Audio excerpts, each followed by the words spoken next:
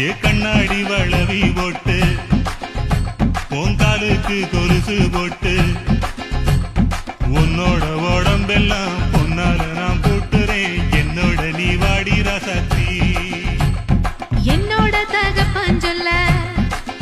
நான் கொன்னாலும் ஒதுக்க மாட்டேன் யாருக்கும் தெரியாம உன்னோட நான் வந்தாக்கா மானம் கெடும் நான் வரமாட்டேன் ஏன்